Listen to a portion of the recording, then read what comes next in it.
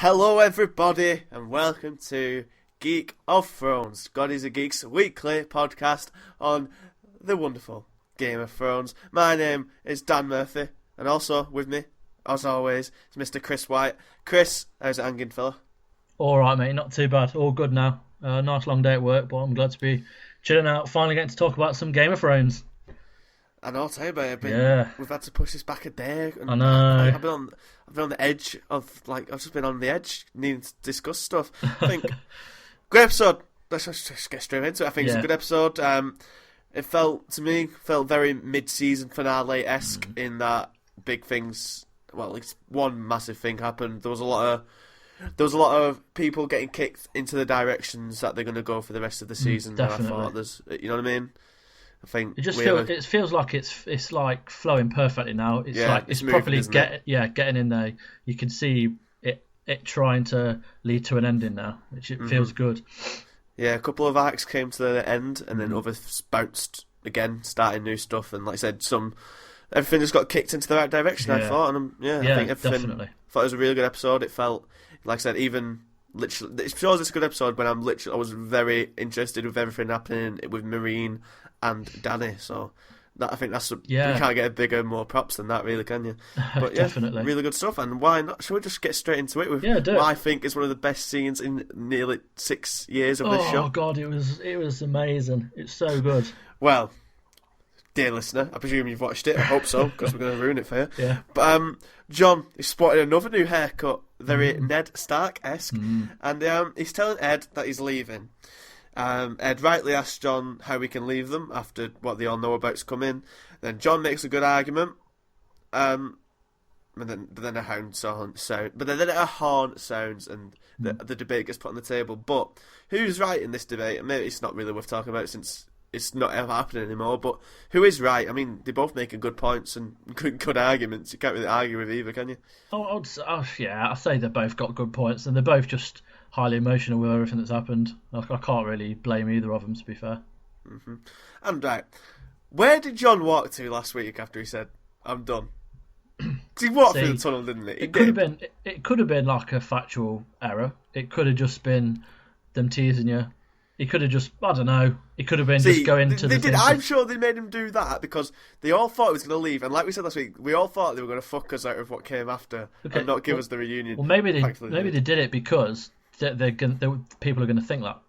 So I think it is, but at the same point, I think it just doesn't make any sense. Like, you can make people think things without. Yeah, definitely. And it feels like they're doing. I don't know. I imagine it's like they have different teams working in each location. And it feels like the team in the north are getting a couple of continuity errors stuff wrong. Mm-hmm. Like, only hanging 4 people last week. Yeah, true. You know what I mean? And I only bring this stuff up because it's such a good show and they usually get all of this right. It's on the same level as like Breaking Bad and everything Vince Gilligan definitely does. How they have all these stuff nailed on. Like, and you see another continuity thing later, which is perfect with the dude who bought Tyrion being in the castle. Yeah. Or the pyramid. Yeah. So they nail it. Like, how can you nail it at some points and then not at others? And it's just, I imagine, because it's such a widespread production, and they have so many teams working on it. I think there'd be people making sure it doesn't happen. Because there must be a lot of people working on that show to make it flow as smoothly as it does. Mm-hmm. But yeah, that minor discrepancy aside, it was quickly forgotten because the horn sounds, the gate is open, and Brienne, Sansa, and Podrick walk in. Tormund gives Brienne the eyes. I'll talk more about it. Bit about the scene. I'll just say what I want now. This was fucking brilliant because you know what? How fucking cool is it? Is that someone is just looking at Brienne and thinking she's fucking well fit? It's awesome. It is, isn't it? Because there's no pretenses. There's no, he's a guy who's been surrounded by women, like albeit fucking wildling women, but he's still been surrounded by women. So it's not as if it's a Night's Watchman who's not seen one apart from Gilly in years. Yeah. And it's brilliant. It's just so, and she's quite unsettled by it because no one's ever looked at her that way. I know. But it's so sweet and so kind, and just they didn't even need to say any words. Like, they don't say a word at all in this whole fucking segment, which I think is beautiful. No. But I know we're gonna get onto the main point here. But this stuff with Brienne and Tormund, I'm shipping them already because just seeing, like, no one's just seeing someone appreciate Brienne for who she is just fucking quality. and I really like how they did it. It doesn't have to even come to anything. Just knows that people can like tall, big girls or whatever. Yeah, it's just it was really good. But the main stuff. We've been waiting 6 years for this, pretty much. And finally, a Stark reunion as Jon walks out and sees Sansa, and they hug in the snow. It was beautiful. Like I said, not a word needed. I was nearly in tears, man. It was just... Yeah, I was welling up. I know we've kind of talked about it slightly before, but the music in Game of Thrones is incredible. And that music that kind of built when it's the Stark theme, isn't it? It's just epic. It's so beautiful, and it just works really well with that scene. As you say, there's no talking. It all does it by just the actions, and the music just makes that moment just incredible. And I find it interesting how that they never, like they've said, like Sansa and Jon have never been in a scene before, but you don't need them to have been. You just know, and they've been building up. Says this a moment like this has been. It didn't matter if it was literally Rickon and fucking. I don't know. There's not really another Stark we don't really care about, but this moment's just been welling and building for so long. Like it didn't need anything else. It didn't need any pretense or any. I didn't need anything else alongside it because everyone knew what was going to happen. Yeah. Like when I realised that Jon was still there and he hadn't left and what was going to happen, I was like, yes, we're going to finally have it. It was beautiful. I said, there's not really much you could say about it, like question-wise or anything, but it's just fucking beautiful. Yeah. But we move on, and we have another sweet scene of them two reminiscing, brother and sister. Like I thought, it's just you can see how much she's, they've both grown and changed and stuff. Yeah. Jon says he apologises for being a sulky puss, and Sansa apologises for being a brat, whatever you want. And then it turns frosty-ish. Oh, actually, I want to ask, when was the last time a Stark laughed? Oh, don't know, but it was like the first episode when they were just, don't watch the first episode, don't go back. Because it's so heartbreaking. But Jon's laughed loads in the last couple of episodes. I think it's death. Well, he laughed in the last episodes, but he's not a Stark, is he? So when was the last time a Stark laughed? Well, yeah, true. Yeah, no, for God, especially Sansa. Jesus. Exactly. None of them. After everything none of them have laughed. I can't even... Maybe Arya went... Arya, after she found out her fucking auntie had died. Yeah, true. It wasn't exactly a laugh, was it? No. It was more of a laugh. But then... They talk about going home. Jon is done. He's broken with fighting. He just wants it to end. He just wants to go somewhere warm and have a fucking lie down. But Sansa, I think for the first time, really, properly, she's showing how much she has grown, how strong she is. Yeah. And how she's determined to do it herself. She says, I will do it myself. And obviously, we could talk about more of this with the scene later. Yeah. But it just... No, she's just showing leadership. It's like you were saying about how there's always someone there for her to rely on, like with Brienne and Theon and her brothers. And now she's telling Jon she's going to Winterfell without him if she has to, and she would never have said that before. It's an interesting theme throughout this episode, actually, which we'll deluge on later. Yeah. And then this is another great scene I liked at the wall. Bloody hell, Melisandre's talking about Jon to Davos. He's saying that he's the prince that was promised. She seems pretty assured on that. Davos isn't exactly thrilled hearing that name again. He's like questioning her about Shireen and that. And she's been very, as you would expect, very evasive over that. And then Brienne walks over. Fuck me, this is terrifying. She just towers over all of them. And she's like, she just lays the smack down, tells them that she executed him. Davos seems quite gutted, but what do they expect? And then she's just like, I don't forgive, I don't forget. And she has a fucking sword out. Yeah, she's... That's it. Yeah. Like, she has it unsheathed in her hands. Like, fucking hell, Brienne, you scary, man. How is this? Is there going to be... Personally, I don't think either of them are going to be there long enough to cause friction, but my God. I think it's Is there going to anything happen here? No, I think it's just she wants them to know. She wants to know like she's not like she's not like a threatening person. She's not like a bad person. She doesn't go around throwing her weight around, threatening people. But she wants them to know what she knows and that she killed Stannis, and she's just fucking cool. Like she's really good, and that scene was awesome. It's so good. I was like, wow, it's just so. Yeah, she's just so like overarching and just She's a powerful woman. I always feel like you're looking up at her, like it does even on the telly. It's just like, oh Christ, I know, yeah. fair play, do what you want, love. Anyway, yeah, great stuff. Like not much we could talk about. It's just years of emotion finally being released and really sweet stuff and good stuff and all that. Melisandre as well. Quickly, just like she's going on about the prince that was promised, and then he goes, "Well, that was Stannis, wasn't it?" And then she kind of just scurries off. Again, it's this whole she's losing the belief, and she's trying to believe what she's been told, but it just seems like she's slowly losing belief in everything. And I don't know. See, I thought this would have I think it has reinvigorated her a bit. I just think she needs a sign, a mother vision or something to say exactly. But like I said, she did see Jon Snow at Winterfell and all that, so her visions come true. So that's another one coming true now. Yeah. So maybe she's she's on the road to recovering her sanity and heart and whatnot. Yeah. Now we go back to the Vale. Robin is like, I saw this scene coming. I was like, I saw him seeing the shot, and I was like, he's gonna be shit in it. And like, obviously, it was shit. He shouted archery. Duh. I can't remember Royce's first name, but it's Royce. I'm pretty sure it's not Waymar, because I think his son was the guy who died in the first. It was the first ever person to die in Game of Thrones. Oh right. You know, the dude who got mashed by a White Walker. Oh yes. Yeah, the guy who deserted. Yeah, the dickhead guy. Yeah. Who was like, "Are you scared of wildlands or whatever?" Yeah. He's his son. Ah, right, okay. Yeah. So I can't remember what it might be Roland. No, it's not Roland. No, it might be Roland Royce. It's something. No, that's Roland. I can't remember his first name, but he's Royce, and he's a weird. I like how he always wears armor, like even in unfriendly situations. It's a nice little quirk. Yeah. But then Uncle Peter turns up. Baelish is back. He arrives. His accent has once again changed. Oh God, yeah. And then where's he from? Royce tries.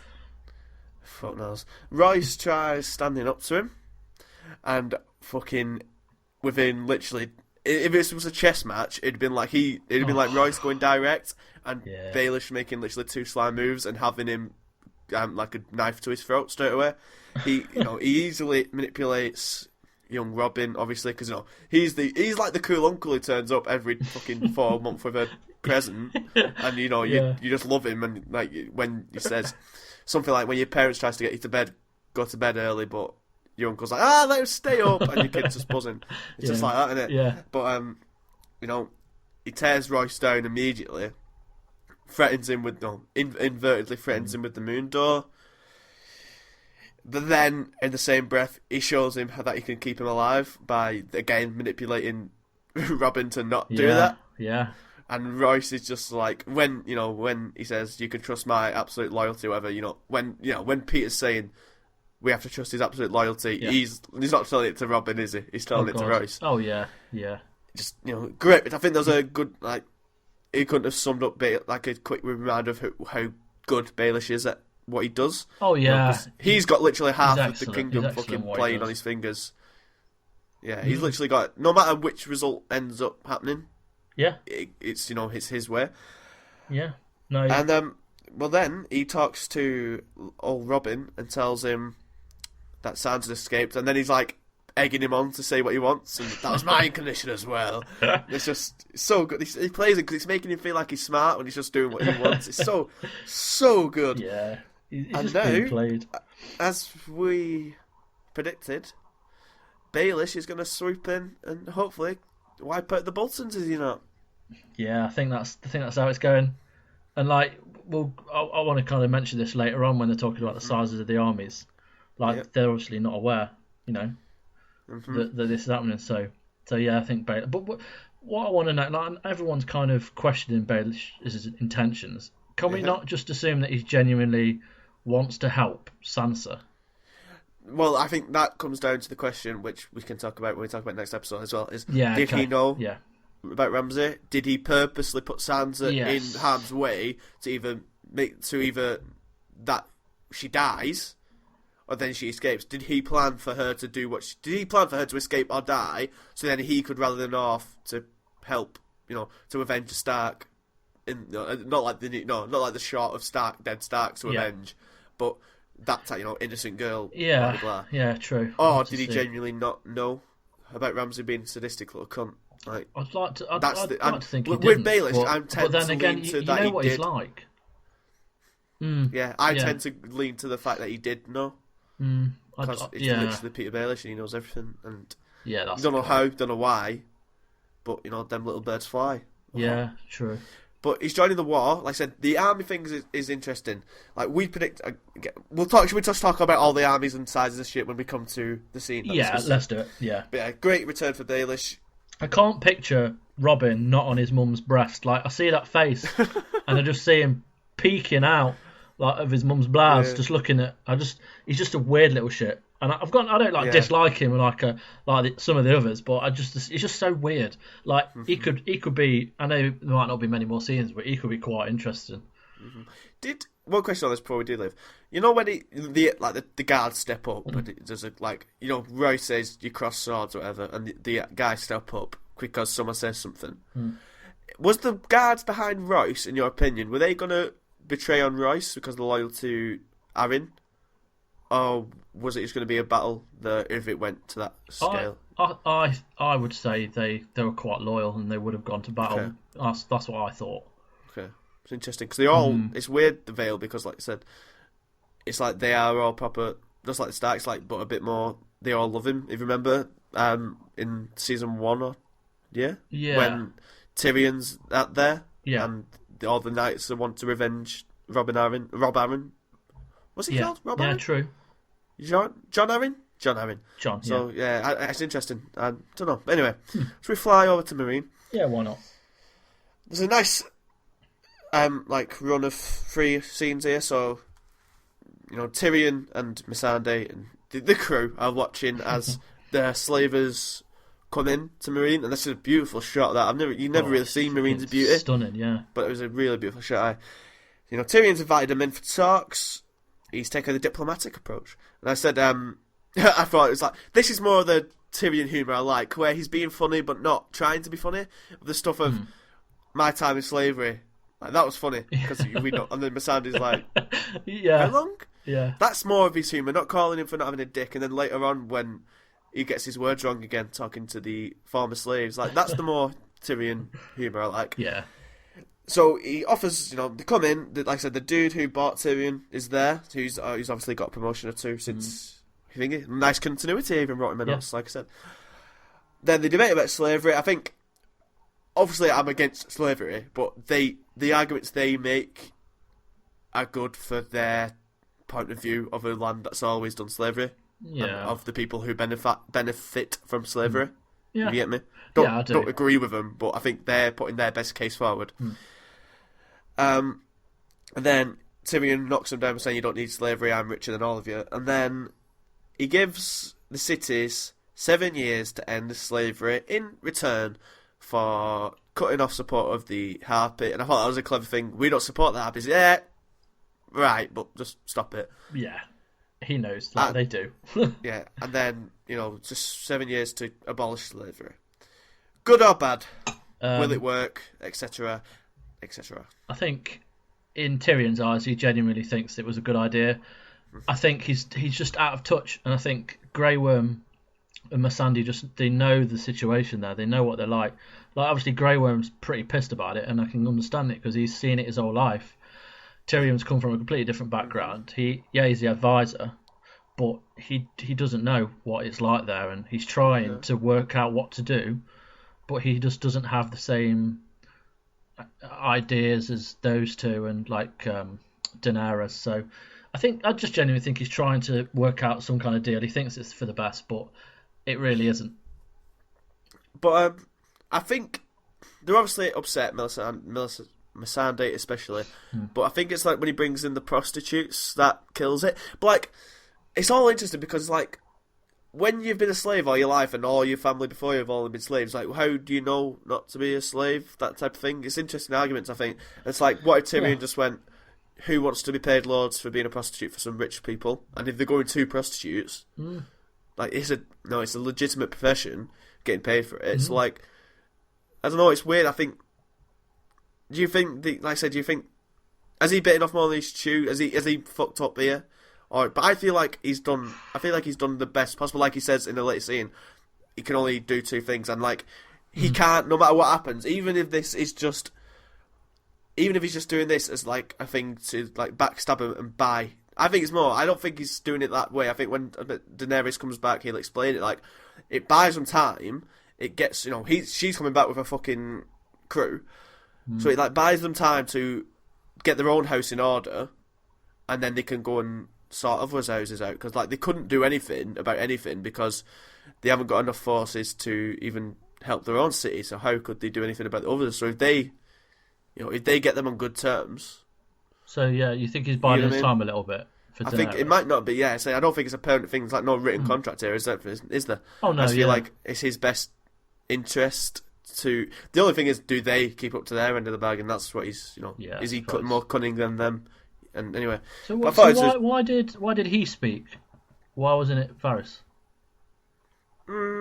Just to cure. I know he's like the advisor, but I thought. I don't know. I thought. Suppose it is Tyrion. It strikes me that Tyrion did this without telling anyone. Yeah, because he tends to do. It wouldn't surprise me if he was debating of what to say right up until he said it. Yeah, true. Because like he is cunning, but I feel like a lot of like what he says, he tends to work on the cuff. If you get what I mean. Yeah, he does. No, that's true. That's true. And especially since he's been destroyed in like the last 2 years, he isn't exactly the same guy he was in season 2 when he was running the kingdom. He isn't exactly the same. He's a lot more emotional, volatile. No, I'd say. Yeah, that's true. So, but then that's what it is. We go straight into the throne room, and this was clever because it was made out to look like these were the masters when they're not. They're the former slavers. Tyrion gets language wrong again, which again I thought was quite funny. I like that type of stuff. Yeah, it's a bit slapstick, but I like it. Let's say it's better than cock jokes. And then actually, you know what? I'm sure. Speaking of continuity, I'm sure the other leader guy who does call, he calls him a dwarf and a eunuch. We've seen him before, haven't we? I didn't recognise him, but I'm thinking about it. I'm sure we have. Yeah, maybe we have. So, continuity, isn't it? Do you know nice thing. Yeah, no. Do you know what his name is? No, fuck no. I'm sure we have seen him. Yeah, probably Yunkai. I want to say Yunkai. Yeah. Anyway. He talks with the former slaves, and then Grey Worm and Missandei back him up after looking visibly unpleased by it. I feel like Grey Worm's words were towing the line, like he wasn't exactly throwing his weight behind it. He was like, I'm a soldier, I don't do this type of stuff. Yeah. It's not my remit. But Missandei does back him quite, I thought, a bit more substantially. Yeah. So why do you think they do this after looking so annoyed by it, and are still obviously annoyed by it afterwards? I think they just have to show unity with him. I think if they kind of question him in front of people, then it shows that they've not got a stable body. So they show weakness, and the actual plan to, I don't know. I just think it's for kind of unity purposes, and they want to stick together over everything that's going on. What do you think Daenerys says about this plan when she comes back? I would think she would question it with her hatred of slavery. Hopefully, if what we're saying is true, then she'll understand why I did it. Because if she's bringing... She has to understand this type of stuff if she wants to be the ruler, doesn't she? Exactly. Diplomacy and sacrifice and stuff. Yeah, exactly. It's good having strong morals, but as Ned Stark found out, if you have strong morals, can often just get your head fucking cut off. Yeah. So you'd like to think that she'll just sort... Because the thing is, she's bringing... We expect that whole army back. They're going to just fucking do them. Exactly. Yeah, it's probably... But again, if she goes back to fucking there with them all, then again she's going further away than fucking where we want her to go. I know. She has to end up there at some point. She has to end up there. Anyway, I thought it was good. Again, the scene afterwards, they walk out, and Grey Worm and Missandei are like pissed. They're saying, "Don't use me for your lies," even though they just did it on their own volition. They say they will use you. Yeah. Are the slave as masters, whatever, is it gonna back Tyrion on the arse? Are they gonna betray him? Depends if he gets the support quickly with Daenerys. I don't think he's got much there really. I don't think so. I think at the moment the kind of the deal will stay. I'd like to think so, but I mean you never know. But I think it'll stay as it is for now. Yeah, I'm just happy that Tyrion's doing something. Yeah, He's finally getting able to do something. Hopefully, he gets to do more. eventually. He will. It's Tyrion. Now, out into the middle of a desert. Jorah and Dario in the desert. And then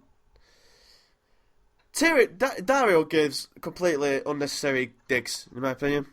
I don't think there's any need for literally more going back onto this. It feels like it's a rehash of what we went through last time. I thought we'd move past this. Yeah.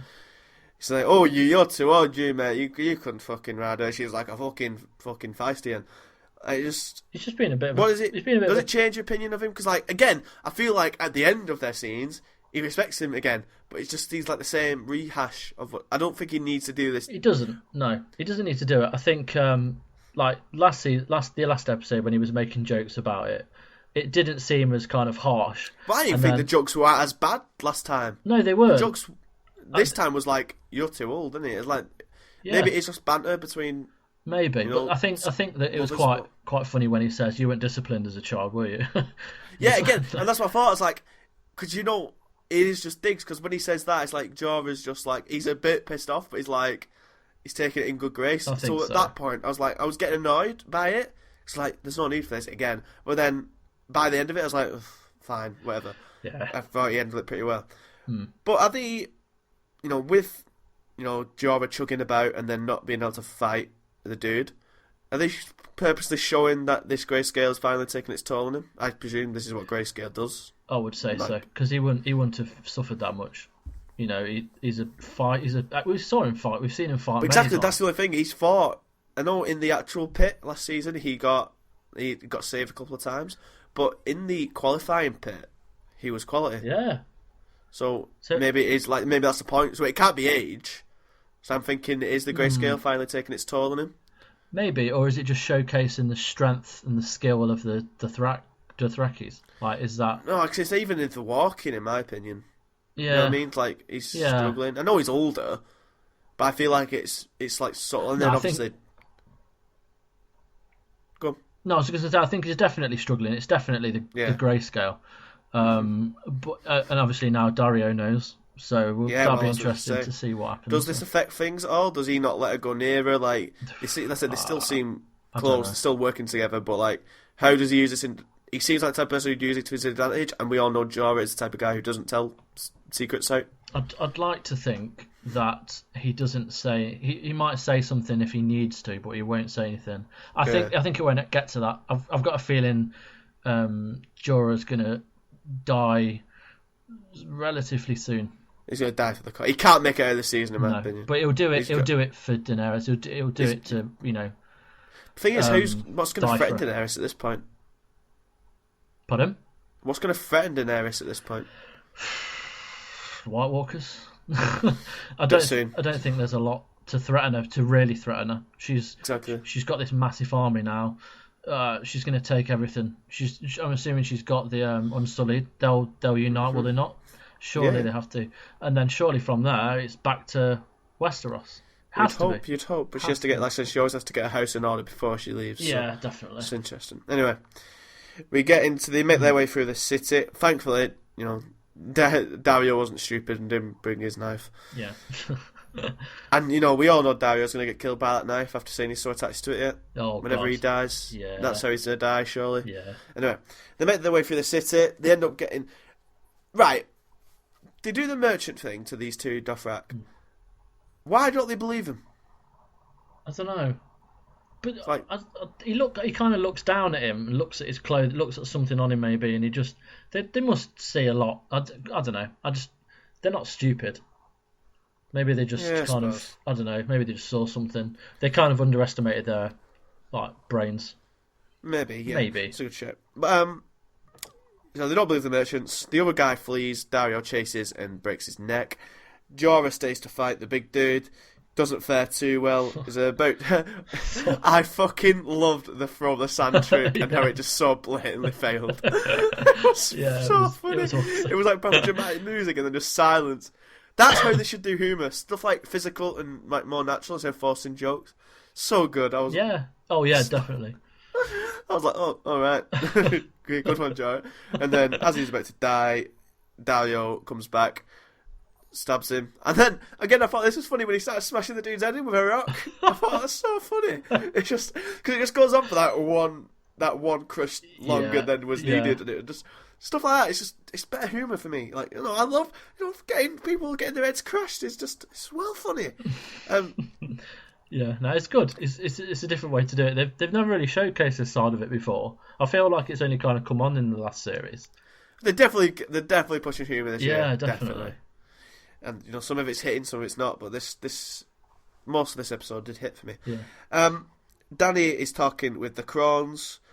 She bonds with a young one who looks a lot like her old handmaiden who betrayed her. Yeah. And that's why I reckon she's like... does. Well, obviously, she's just same age.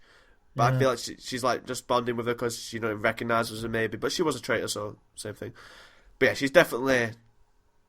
I've just realised that her and that big dude, Zoran Doxos, are still in that fucking vault, aren't they? Just skeletons by now. Oh shit, thank you. yeah. But they bond. I still feel like the other woman, the main woman, is being fair but stern type stuff. Yeah. Like the old they walk out. Smelly one. Yeah. They walk out. She needs to the toilet, but she needs some air. And then Jorah and Dario find them. And then, as we again predicted, we're so good. Dany doesn't let him just go out.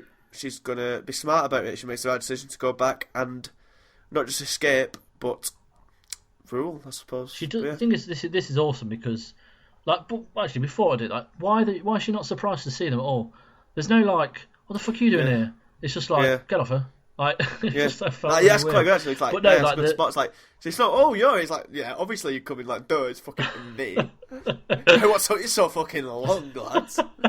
Yeah, no, it's cool. Yeah. But she is just don't hurt her straight away. And I think she's like that, she bought the loyalty of someone. She's already got a plan in her mind. We underestimate her and we talk about her she is annoying. She can be annoying. She has been annoying, but she's very smart. I know she's had some failings in ruling Maria and so forth. But this time, she knows what she wants to do, doesn't she? She goes in, she does it herself. She's facing all those Carl on her own with no weapons. Well, but hold your horses. Yeah, Dothraki. Yeah, we'll get to that. Don't you worry. Because there is a lot of stuff. Thing is, what this episode was quite good at is they had a lot of scenes at the beginning that you can't really talk about until you get to the true next stuff. But we'll get to that anyway. Yes. Favourite bird. Your sweetheart. Not Marjorie, the High Sparrow. Oh. I'm not being awful. Anyway, Marjorie is taken to see the High Sparrow. And that's Septon. Even if she doesn't need to say anything just to be fucking infuriating. He reads he tells a story, and then it turns out that it's we were wrong about the Ian McShane thing. I realised literally as I was about to watch it, it's like, oh fuck, of course it is. The Stranger's one of the gods, of course. But it's far more literal than we thought. So it turns out that he's actually reading verse 25 from the Book of the Stranger, which is one book of the Bible of their religion, the seven-sided star, all that jazz. And Marjorie knows it. I thought it'd have been better if Marjorie had known it without it being read to her. Yeah. She just knew it because she follows the religion. Yeah. To again prove that she isn't that bad compared to what they're trying to make out. Again, I thought it was a great speech, and Jonathan Pryce is so fucking good. That bit after that little conversation, and it's zooming in onto his face. It's just, I wish his character wasn't a cunt because he's so good, but then again, he's so good because his character's a cunt. But I think that's down to the fact he's a fucking quality actor. It's quality. When people can get you to hate them so much, it's just a testament to their acting. Mm-hmm. But he's not done anything. Like as I said literally on every episode, my political beliefs should side with him. But because if we started this season with him and his struggle to overthrow the Empire, we'd all love him. Yeah, we would, and it's just because he's going against people that we've had longer with. Yeah, true. That's a good point. I think literally, we'd agree with him so much. It is, honestly. Well, of course it is. It's by my mouth. But anyway, it's just. But again, it's yet more manipulation because even though Marjorie says she knows it, she then asks "What did you do?" as if she's listening to the story as if it was him. Yeah. So I don't know. Maybe she knew that's what she had to say because it's that in the book. But who knows? Anyway, he takes her to go and see Loras. And did you think he was dead at first? No. I thought he was just beaten, just destroyed mentally and physically. But he looked. If you ignore what we've seen in a trailer, where we've seen him for like one brief moment when he didn't move, just for that split second, I thought, man, if he's only showed him to see that he's dead, that would be fucking horrible. Exactly, yes. That's why just a brief moment I thought he's dead, but he's a fucking mess. Oh god, yeah. Loris, he's manky, dishevelled, and he's broken. He's not been able to cope with it. He just wants it to stop and all that. Marjorie, she looked like she was being purposely, like the type of stuff where she was hiding from the Septon and making herself small and that type of stuff. It seems like it was a bit of an act to try and to make him feel like she was breaking. Yeah. To go and let her see Loris, which is very smart from her part, but it's not. And then she says stuff about like, he's only let me see him to try and break me or to try and break you. That's why he's done it. We have to be strong and all that. And he's not. He just wants it to stop. The repetition of the saying like "stay strong." That's their house motto is "growing strong." Grow Tyrells, strong. And so she's like referencing that, I think. And he just doesn't care. He just wants it over. He just wants it to end. He's a goner, surely. Don't know. I still think he'll make it. I still think the powerhouse of the Tyrells and Lannisters will, set up shop at King's Landing. Yeah, I thought it was a good scene. I thought Price is just so good, and it's just more fucking, just so minuscule manipulation. It's just so good, so good.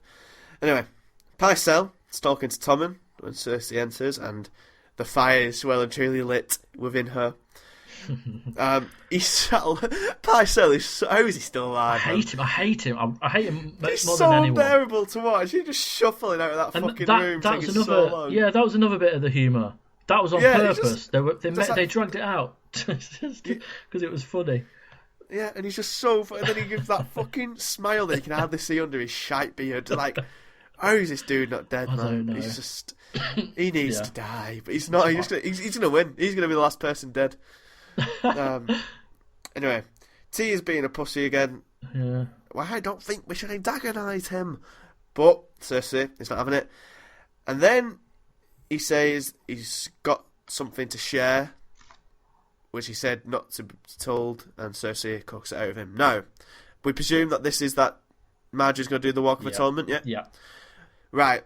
Did the High Sparrow tell Tommen, because he knew that he was a weakling and would end up telling his mother, to therefore make Cersei launch an attack on the crown, on the Faith Militant, because he knew that would then start a revolution of sort and a war between the people.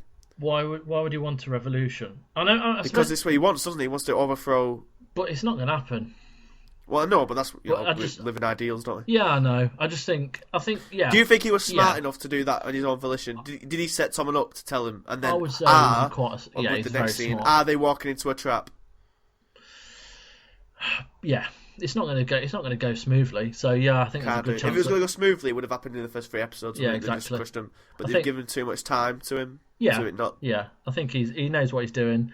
It's gonna go badly for some of the Lannisters, but I think in the end they'll overthrow them. But it won't be as easy or as straightforward as it appears. Interesting. I do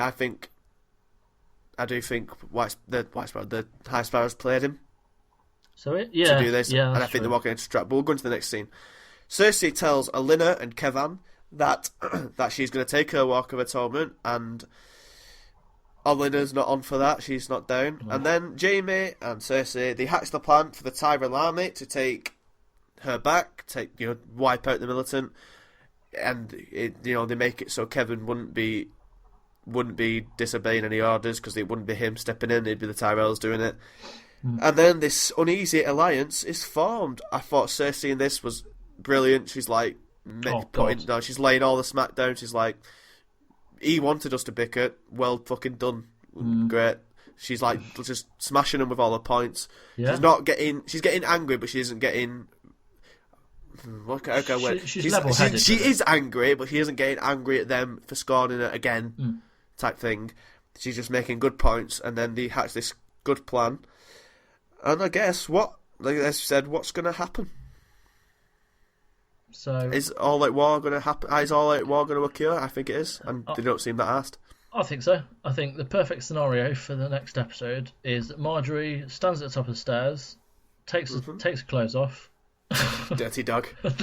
No, I think it'll escalate. You know, like the scene in the trailer with Tom and I went back and watched the trailer for other. I went back and watched the trailer recently for other research. All right. And I never noticed it before, but when the Tyrell army are at the front of them steps, a High Sparrow, the Septon, and someone else that can't quite be made out are stood at the top. Okay. I'm pretty sure it's Marjorie, obviously, doing a walk. Yeah. So all the army are in front as she does the walk. So do they literally just slit Marjorie's throat on those steps? Oh, fucking hell. That would be horrible. It would. But then that wouldn't be beyond the realms of possibility with Game of Thrones. Exactly. But then I find it interesting because Marjorie's liked by them people as well. It's like he's the High Sparrow in turn, biting off more than you can chew, because he's thinking that they're all going to be on his side, when in actual fact they like Marjorie because she's the one royal who ever fucking gave a shit about him. Possibly. So I think there's so many ways this could go. I think it's quite hard to predict, but like I said, what if Tommen died? I'd gladly accept that. But then who's king? But that's it. But all her children are dead.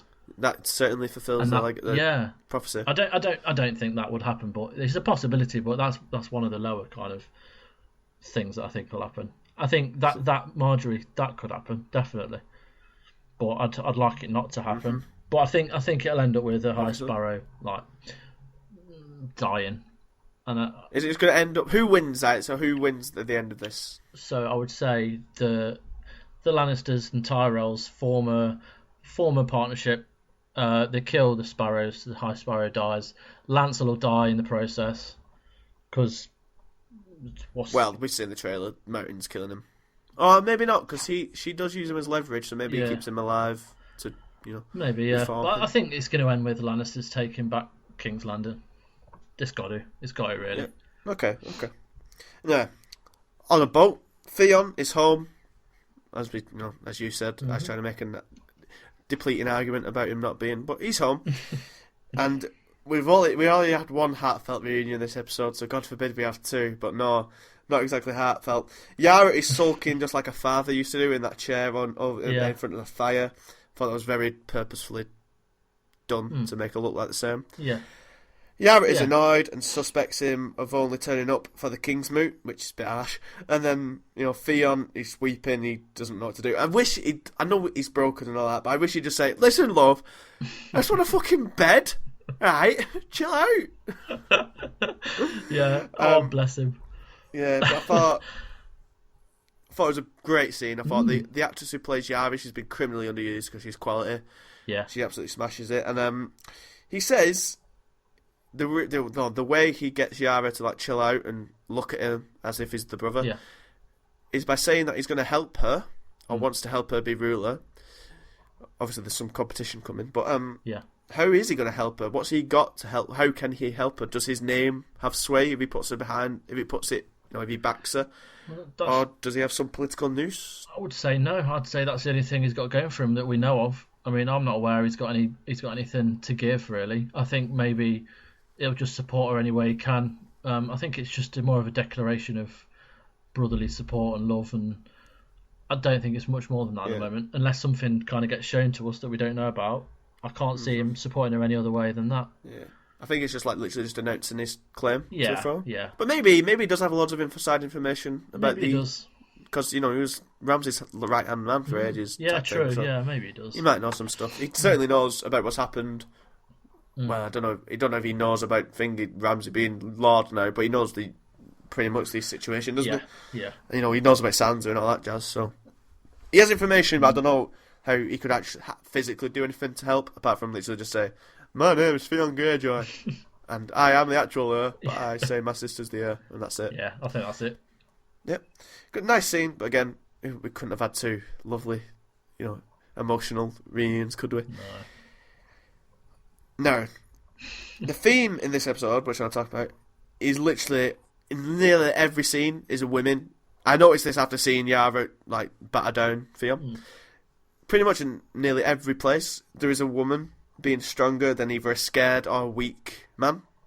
Yeah. So Sansa and Jon, Marjorie and Loras, Cersei and Tommen, Yara and Theon, and then Dany, and everyone else. I just think it's really cool how this. Well, I thought it was really cool how this episode just put women at the forefront, and not like it's like needs to. It needs to be fucking social justice or whatever. But it's just cool that definitely they're the stronger ones after after all the torments that happened to them. Yeah, true. They seem to be the ones that aren't cracking under immense pressure, whereas those lads may be doing. Yeah. But can't have every woman winning, can we now? Because Osha. He can't. Fucking hell. Well, Ramsay has summoned Osha. They have. They even have the fucker cutting an apple and eating an apple with a knife. You can't literally. The way you make someone look like a dickhead is make them eat an apple. Right? Do you remember? I don't know. Have you watched Breaking Bad? Yes. Yeah. Do you remember the scene in Breaking Bad where Walter hatches the plan to get rid of people in a prison? Yes. And it's with 2 minutes and it's all timed. Yeah. What's he doing during that scene? Yeah, fucking hell. It's darkly lit and he's eating an apple. Eating apples makes people look like dickheads, and they do it. They even do it with Ramsay, as if we didn't know he was evil enough. Yeah. But the thing is, he's peeling a Bramley apple. I'm fairly sure it's not a standard apple. Mm-hmm. It's not golden delicious. I don't like Bramleys. Anyway. Yeah. Exactly, it's sour and minging. Yeah. Anyway. Okay. Ramsay looks intrigued by her.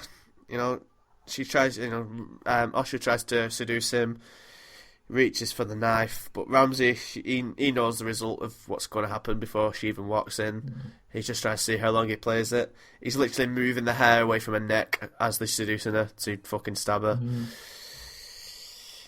And then he goes, I knew all about what Theon told me and the woman who helped them escape. And then as she goes down swinging, trying to get the knife, Ramsay stabs her in the throat. Mm. Now, right, I'm not saying I don't like death. I'm not saying like I'm against death or violence in the show. I'm not saying Ramsay's too evil, because I think it was very much what Ramsay had to do. Like, what else is he going to do? Yeah. At that point, we know he's a killer, so he's going to kill him. Mm. And I think she did go down swinging. Like, she went down as she lived. She wasn't going to just meekly go out like thingy. No, definitely she not. Grabbed the knife and was trying to. She had the knife in her hand and nearly got him, but alas. Do you think she made it a bit obvious that she was going to try and kill him, or was that just? Oh yeah, totally. Was it that she went in cool, but then as Ramsay kept laying down bombs of truth, truth bombs as they're known, she just deteriorated as she went on. She knew that she wasn't. She knew that she was caught in the trap. That he knows and all that. I think so, because she just walks into a room and tries to seduce him. It's too obvious. It just doesn't feel right. At least maybe I know that they haven't got time to do this, but show some scenes, get to know him first, maybe. Well, no, I think she's just being. I think she knows she only has one shot at it. She's being desperate. A poor way to go. And he's fucking smart. Like, for all his evil, he knows what he's doing. He's erratic and dumb, but he's smart in the moment. Yeah, he can read people brilliantly. His line about well, I think he just. Go on, I was just going to say his line about Theon wasn't as good as he was a good listener. Well, he wasn't a good listener like you. It's quite funny. Mm-hmm. Yeah, it's just like he knows what's going to happen as she walks in. He's just trying to see how long he can play it for, and it's just a game really to him. And I thought it was a really good performance from the actress. She's not been in for 3 years. I thought she came in with swagger, protected him. But then as Ramsay kept saying stuff that made it obvious that he knew what was happening, it deteriorated and she became more desperate and stuff. And then she went down swinging. But again, I thought the scene had my heart. The scene had my heart going 100 miles per hour. I was like, I knew Ramsay was going to kill her, but I was like, but is she going to do it? She's done it before. And I was like, oh, right, obviously. Can you imagine what a kick in the teeth that would be if he died at the hands of her? It'd be cool, wouldn't it? Yeah. It'd be so Game of Thrones. Right, okay, sweet, that's done. Yeah. But right. It's annoying that she came back for literally 30 seconds and was killed straight away. Yeah. It is, isn't it? Yeah, it is. We like Usher. I don't know there's much she could have done, but she's cool. Sad. And to see her and just to kill her again, it was quite sad, yeah. I just feel like, we know now, we know Ramsay's sadistic. Let's say we don't need to see him eating an apple. We know. I'm looking forward to see that video of him on YouTube once he's dead. of all his best bits. Just Oh, mate. It's going to be a bloodbath, isn't it? yeah. But, what did you like the scene, apart from, like, obviously, because we've lost another character we like, and Ramsay's, killed. Did you like the scene? Yeah, it was a good scene. It wasn't one of his best, but it was alright, yeah. And, right, this surely puts to bed any idea of the Umbers playing Ramsay, surely, yeah? Yeah, I would say so. Thank you, because I was like, Mick on the site is still trying to say that they're going to betray him, but I went back, like I said, this is what I did my research for on that trailer. Yeah. I went through that trailer, and the Umber flag is absolutely definitely on the Bolton side. Oh, okay. As is so they're going to have the 3 biggest houses of the north, and then the Wilding side are going to have the smaller ones. It'd be cool. I don't know how this would work, but it'd be cool if House Forrester or House Whitehill was in it. It'd be cool if House Whitehill. You played the game, yeah? Yeah, I played some of it, so I know. It'd be cool if House Whitehill would be on Ramsay's side and then House Forrester on the Stark side. You don't need to save just the flag. That's all you need to say. Yeah, just a little nod to it. That'd be cool. But if you've played the end of the game, I don't know how viable that is. No spoilers. But and then there's definitely the only flag I could see on the Wilding side for definite was the Mormont flag. So okay. So there's definitely we'll come on to that soon. Yeah. But the Umbers definitely now there's absolutely no chance that they're going to betray Ramsay. Yeah. Shaggy Dog's dead. Rickon's in a dungeon and Osha's dead. Yeah. They surely would have warned them about it. Oh, definitely. If it was, yeah. We're all in agreement. Yeah. Yeah, definitely. Good, because told you, Mick, they're not betraying him. I told you, they're not Stark loyalists, even though I thought they were. It's very sad. Anyway, it's mealtime at Castle Black. Tormund is again just enamoured by Brienne, just eating chicken and just giving her the fuck eyes, man. I love it. Yeah. Just, no words needed again. I just love it. Anyway, that's fucking nice. And then I've written my notes to talk about this anyway. Alright, Ed's the one who breaks the conversation, and then they bring a letter in, and it's from House Bolton. In the books, this letter is called the Pink Letter, and it's not. And we'll talk about it soon. But Ramsay sends it's a despicable letter. It tells Jon that he'll scoop his eyes out, rape Sansa, kill all the wildlings, all manner of awfulness, and he can't read it. And again, Sansa shows her strength. I think, and then she does read it out, and I think it's good because it's like Jon knows what's going to come now after he's read this. He knows what Sansa's going to say, and it's like he's just reading it. Oh, you don't need to read the rest of this. And then Sansa's like, this is the bad shit that's going to happen. We need to do something about this. You're not allowed to shy away from it. You're going to face this head on. Yeah. Obviously, they reveal that Rickon is in the dungeon of Winterfell, which is obviously quite a revelation. I thought that was really done. How he read past it, like Rickon's in the dungeon. What? I liked how that was done. Yeah, it was ace. The letter was so chilling.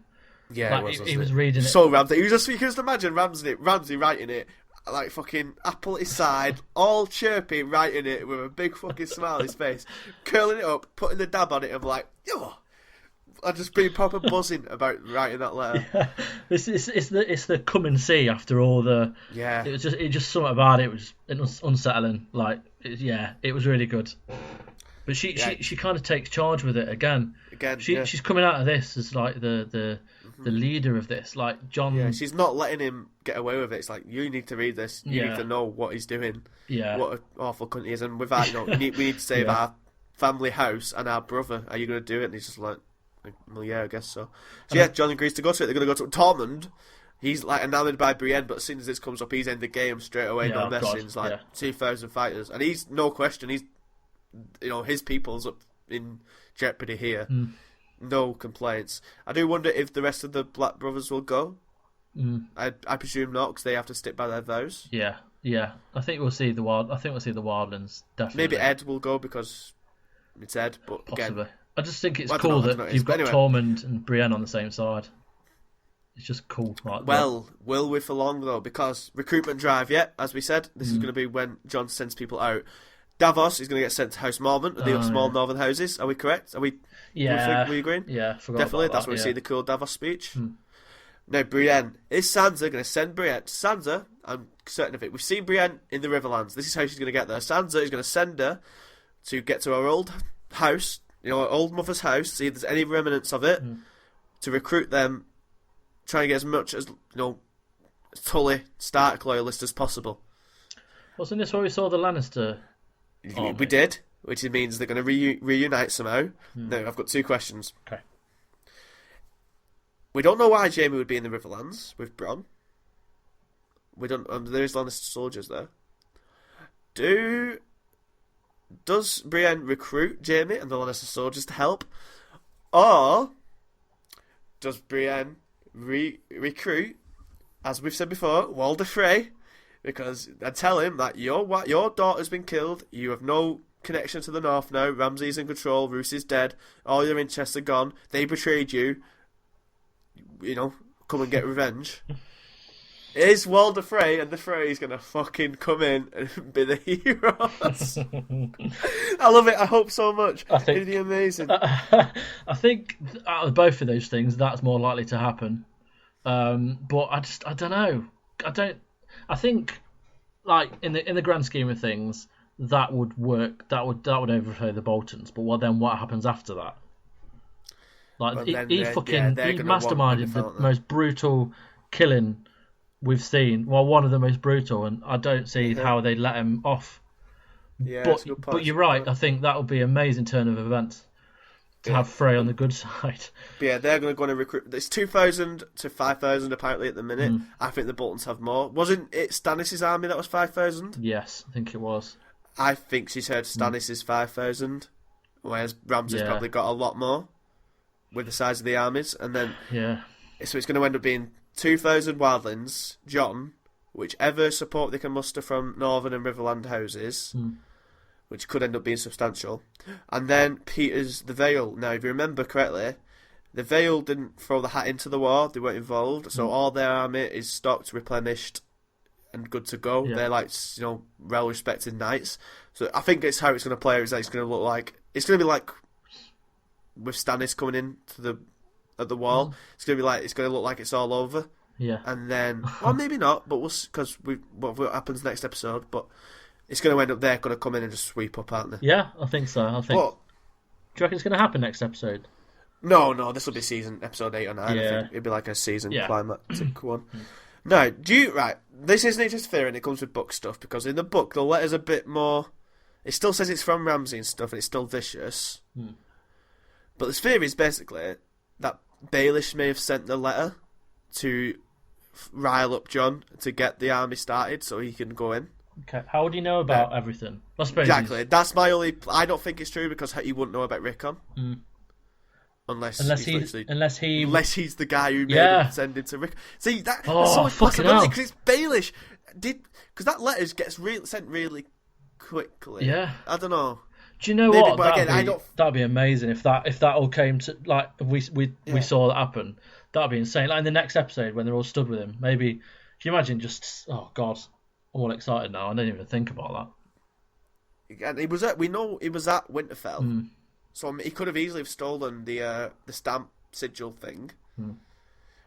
I don't think it is, because I don't think the show would go to this level of complexity, because it is a show in the end. It's complex enough as it is. Yeah. I feel like the show gets away with stuff that just doesn't use stuff like disguises and secret letters and stuff. But maybe, I think it could be, but again, I don't know how, unless he knew about Rickon and sent Rickon.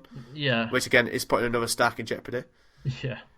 It's all cool stuff, but it's interesting. I think this is another story point where we know which direction it's going now. It's been kicked further in the right direction. Yeah. Now, speaking of getting kicked in the right direction, the last scene of the episode, Dany is brought in front of the cows after they show that they're a bit stupid because they just think that Argo, the dude who got his head crushed, was just in a fight. Yeah. And then they discuss what they're going to do with Daenerys, the laying insults and that. And then Daenerys gives a massive speech about how she's going to be the ruler and all this. And then Khal Morrow gets up and says, "No, you're not going to survive this now." And then she decides to throw down braziers and burn them all to death. Do you have a problem with how the flame run up the stairs and stuff? Yeah.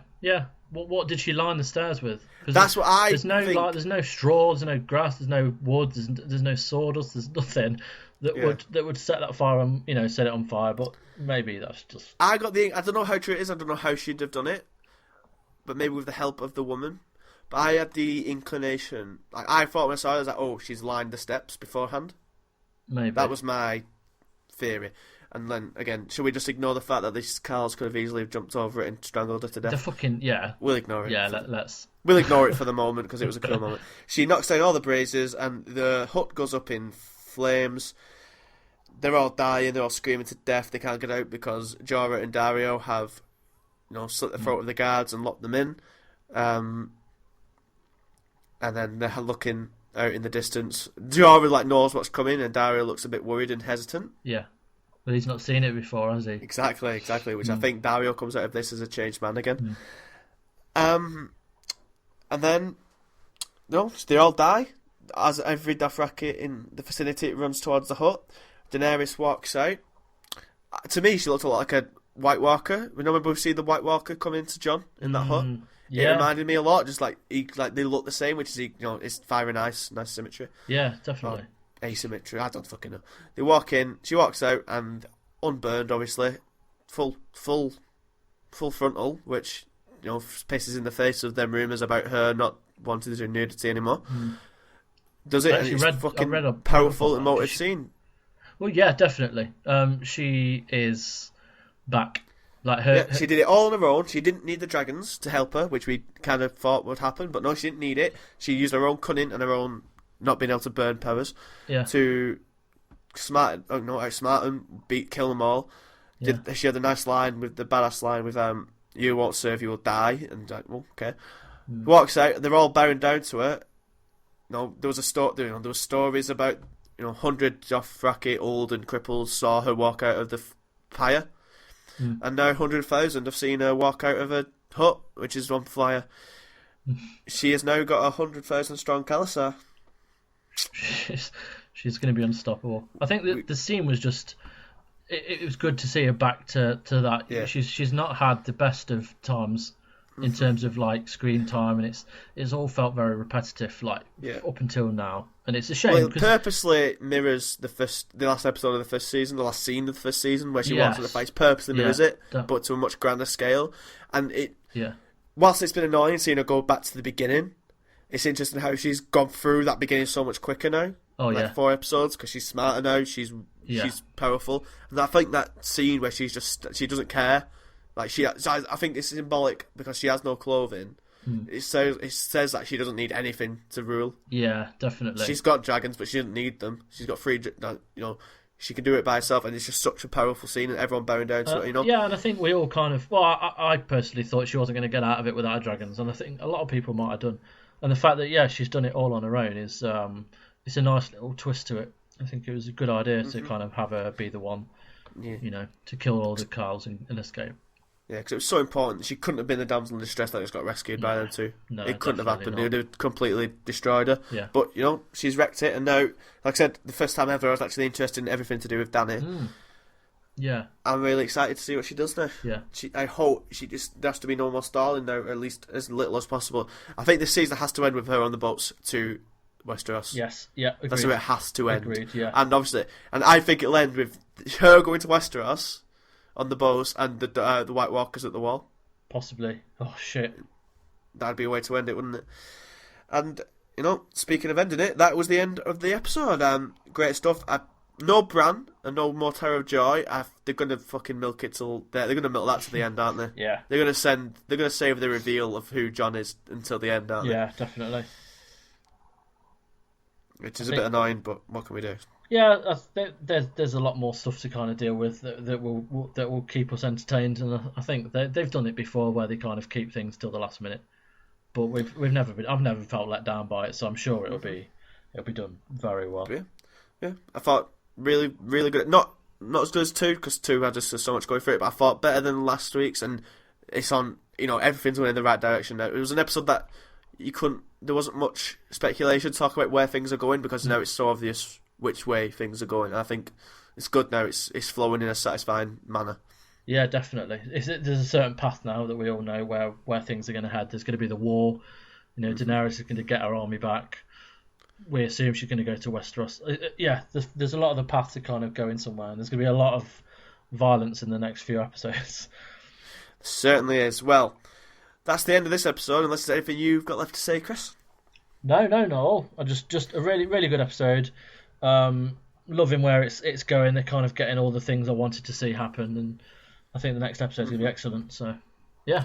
Well, speaking of that next episode, we're going to do a quick preview of that while going off the 30-second next on clip. So if you don't want to know what's on that, please tune out now, and thanks for your listening. But if you're still here, well then, next episode, Littlefinger meets Sansa, because we all know Littlefinger has a teleportation device and can go anywhere from anywhere within an episode.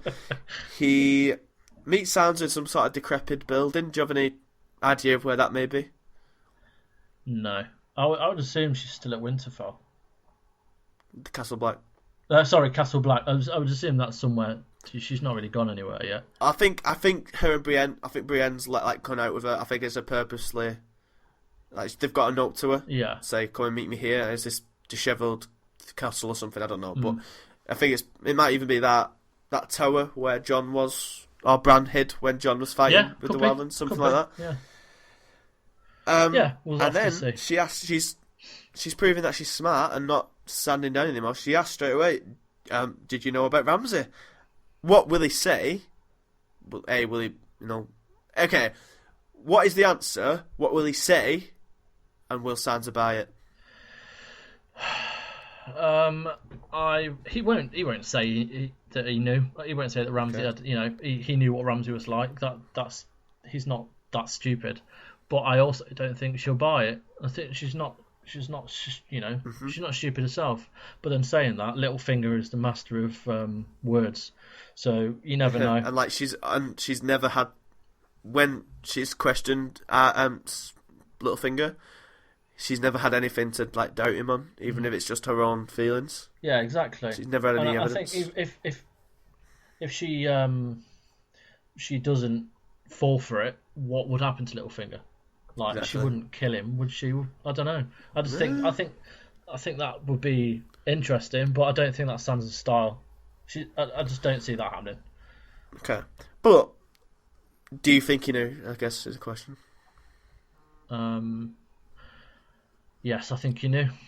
Okay, same. I think it's Littlefinger. It'd kind of undermine his character if he didn't. Yeah. But another thing I want to say about this is Littlefinger's there at the north without his army, presumably.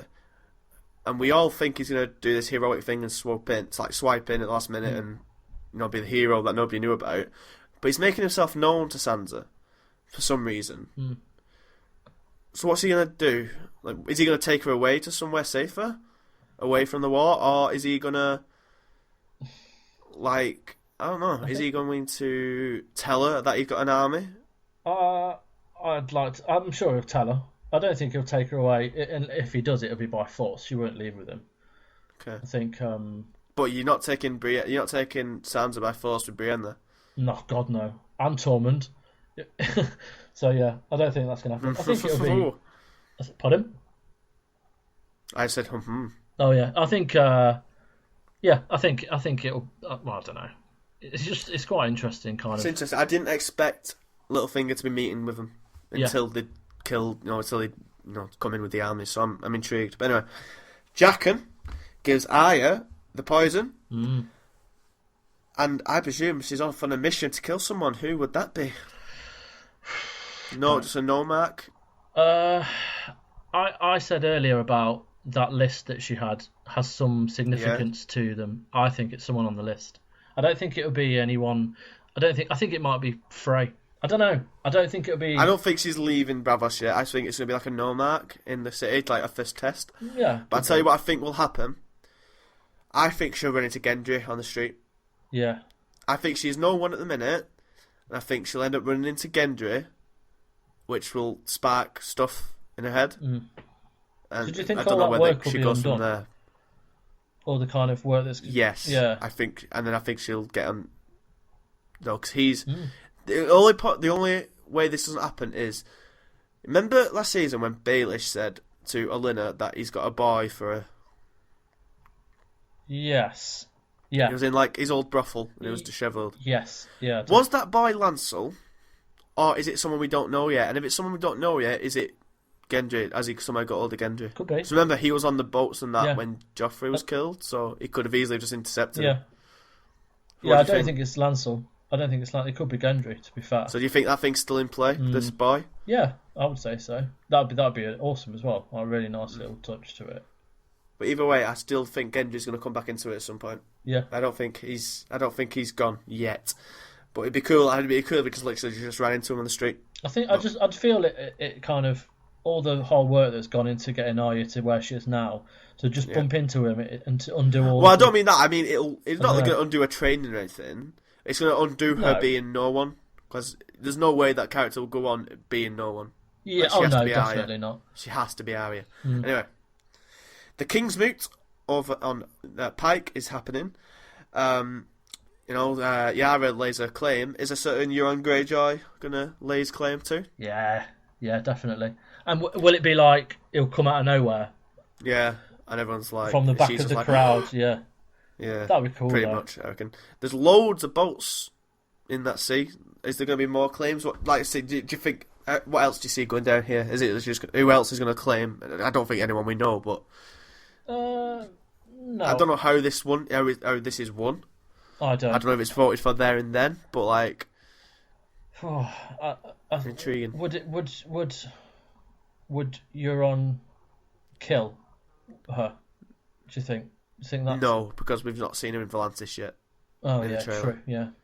Oh yeah. But I think he'll come. Do you think this is how the win is literally come in and make a speech? Or do you think Euron's just going to come in and make this speech about powerful, about like citing war and stuff? And because we know Yara doesn't want the war, but they are warmongering people, so he's going to be just rile them all up and vote for him. Yeah, I mean we don't know. I don't know a lot about him from the books or anything, but I'd assume he's quite a smart man. He's managed to stay alive this long. That's always crazy a good sign. Well. Yeah, and I think there's a good chance he'll try and get them to follow him by kind of using that as an excuse. Yeah. So. In Bravos, we have the new Red Woman, finally. She's telling Tyrion and Varys that you're clever men, but there's so much you do that you don't know, or whatever. What do they not know? Don't know. I don't know. I don't know. It could be anything at this point. I wonder what side she's on. She's got a look of being evil, but we know that the Red Priests support Dany and stuff. So I'm intrigued to see what side she's on. Anyway, finally, the biggie. Is she not saying that? Do you not know maybe about Daenerys in? Maybe I don't see why she'd do that though, because it was a look of ill intent on her face. Yeah, true. I think it might be something to do with the Sons of the Harpy not being could be supported by the Masters or anything. Yeah. Like, what if they actually are not supported by the Masters? They said that they weren't. What if they're not? And that was Tyrion's mistake, that they actually weren't supported. Maybe. And what if it's someone we know quite well? I don't know. That'd be awesome though. We'd have to see. Then finally, the biggie. Bran is in a vision. Mira is trying to wake him up because he seems to have gone into a deep slumber, and we have no one other than the Night's King. It's fucking amazing. This scene is like I was excited. The fact that he just stood right in front of him, and then he looks to his left and sees the Night. The Night's King looks bemused. He's like, "What the fuck are you doing here?" So they're looking at him, aren't they? They could see him. I'm pretty sure he's not just looking into. So his vision must be real time. Yeah, because. Oh God, I think that's them now. Yeah, and now they're on the way to the wall. But I don't know how that will relate to anyone else. I don't know whether he's learnt everything or whether his training's over or whether his training gets cut short.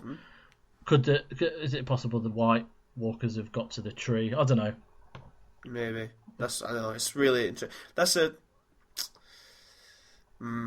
intriguing. No, there's an interesting thing of last week's episode, which we'll bring up here where we talk about the tree. You know when Arya was praying and then Jaqen called her over? Yeah. She was praying in front of the fountain for the old god. There was like a werewood face on the wall. Yeah, true. So maybe Bran would connect to that way or something. Maybe. Yeah. You have no idea. That'd be a way to invite, wake her up or whatever. But it's interesting. What else do you think is going to happen in this episode? I think we're going to finally see the war with the militant this episode. I think it's going to kick off. Like, it might be the season, like the episode ender. Yeah, I think so. I think we'll see more of the White Walkers and what their intent is. I don't think it'll be a case of Bran just looking at them. We'll have already seen something of them. I think we'll see more of Sam and Gilly. Because there's only 5 episodes left, isn't there now? Yeah, we'll see them at where they're going, won't we? Yeah, and I think the episode will start off once again with Jon Snow and the Castle Black, because I'm fairly sure every episode so far has started there. You think you might be right, but I think it'll end. I think it'll start with Sansa going. Well, yeah, it'll start in Castle Black, but I think it'll start proper with Sansa talking to Baelish. Yeah, that'd be cool. But who knows? Anyway. Unless you've got anything else to add, my good friend Christopher. No, mate, I'm good. I'm just waiting for the next one now, so see what happens. We all. Well, that is the end of Geek of Thrones episode. This is episode 5 for episode 4 of Game of Thrones, which was entitled The Book of the Stranger. I probably should have told you that right at the start, but what we gonna do? Hopefully, when I finish this recording, it won't delete all of it like it did on my last podcast, which made me want to kill myself, but what can we do? We can only live and hope. I said this has been Geek of Thrones for GodisaGeek. You can go to GodisaGeek.com for loads of readings on video games and stuff. You can go to youtube.com/GodisaGeek for loads of videos on gaming and stuff. You can follow us on Twitter at GodisaGeek. You can like us on Facebook at facebook.com/GodisaGeek. And of course, you can also, if you want to throw a couple of silver coins our way, if you know what I'm saying, hey, you can go over to patreon.com/GodisaGeek. Throw us a couple of quid. It helps us out big time, gets us to events, lets us do more podcasts, lets us be a better site for you, yes. The content. What's the word for digester? Digester, that's what you are. Just hopelessly digesting everything we throw down your face. You can follow me on Twitter at Mabroski, and you can follow Chris on Twitter at ThirstAvenger83. And if there's nothing left to say, Chris, it's time to say goodbye. Goodbye, everybody. And it's goodbye from me. C'est la vie.